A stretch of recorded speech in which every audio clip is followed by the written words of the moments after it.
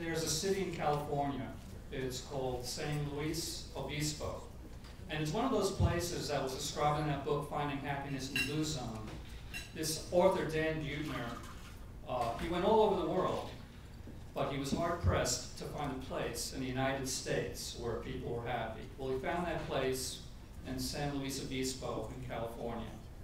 It was surprising what makes people happy.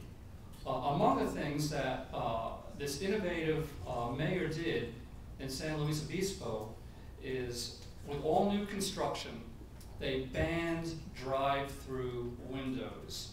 It didn't affect the banks or the McDonald's or the Burger Kings, the businesses that were already there.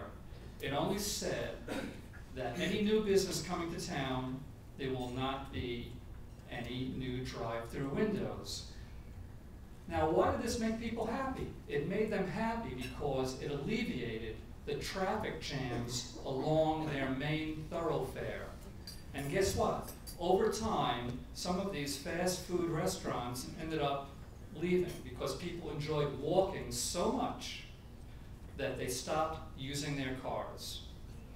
So I just bring that up as an example of thinking outside the box. Thank you.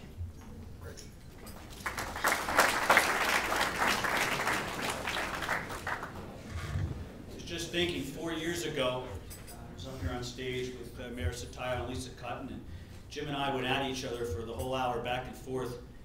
Tonight I've complimented her 2 or 3 times. What the hell was in that coffee you served this morning? But I want to thank my opponents this morning for a very enjoyable debate.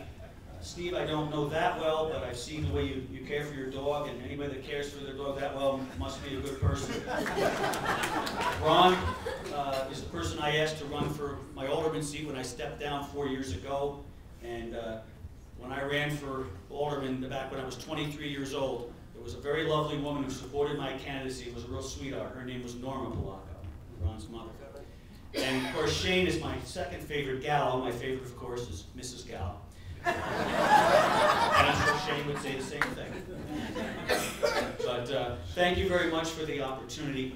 I know that according to the article that came out in the Kingston Times today, that if he had made a decision I wouldn't be here, but I enjoyed the breakfast anyway. But I'm going to finish with this. And I can't believe I'm doing this. I've complimented Jim 2 or 3 times, and now I'm going to finish by quoting Hugh Reynolds.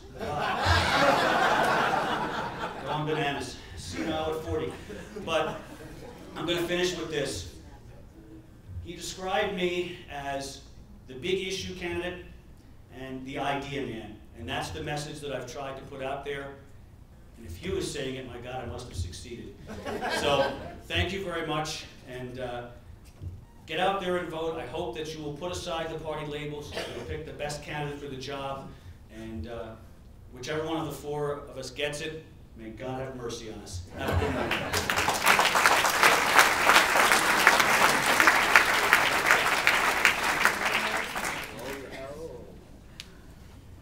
I've been in a lot of meetings with Rich. I've never seen him be that funny before. That's pretty good. Ladies and gentlemen, I've done quite a bit of knocking over the last 3 months or so now. Knocking the doors day after day, and I've learned quite a bit. I've learned that the citizens are fed up with the blatant misuse of their tax money here in City Hall.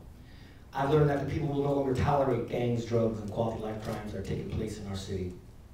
I've learned that we can no longer turn a blind eye to the storefronts that are vacant of once thriving businesses. I've learned that we can no longer turn a blind eye to the for sale signs that dot the lawns of our homes. The people are ready for a change in City Hall. In fact, they are demanding it. The fact that I'm just standing here tonight is proof of that, the way that I won this campaign. If you too are ready to move away from the status quo and the same old we've been having for years here, then, and put a guy with new ideas, new vision into City Hall, then I hope you vote for me on election day. Thank you.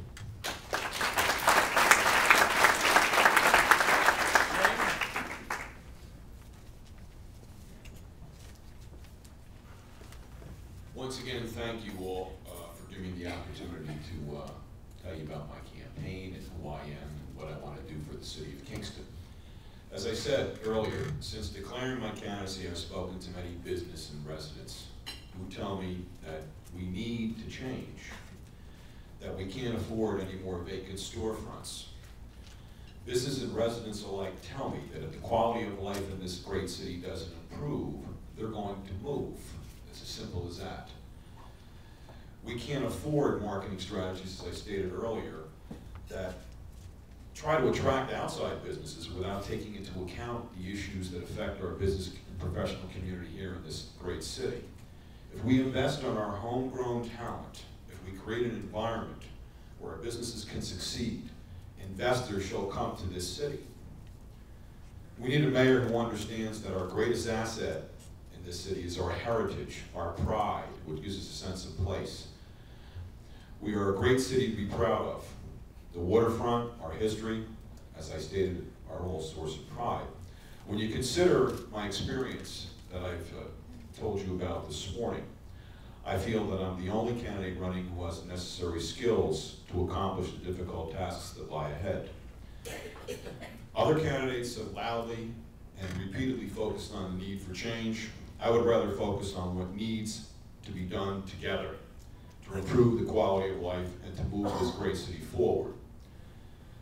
The problems may appear daunting, but they're not insurmountable. What we need to do is foster a public-private partnership, okay, and to empower people and businesses, okay, so that this city may succeed. Again, I want to thank you all for allowing me the opportunity to express my views, and I hope that you'll support me in November to be the next mayor of the city of Kingston.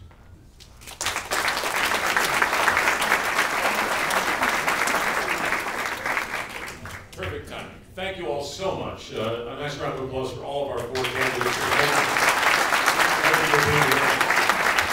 This is a critical year. You all know that. We really are at a crossroads. Please get out and vote in this race and all other races this year. Please call your state legislators while you're at it. Keep them constantly. Let them know that the tax cap was okay, but we need mandate relief for our municipalities and school districts. Please help out and make that happen. Thank you all for coming. We'll see you back here next month. Take care. Thank you.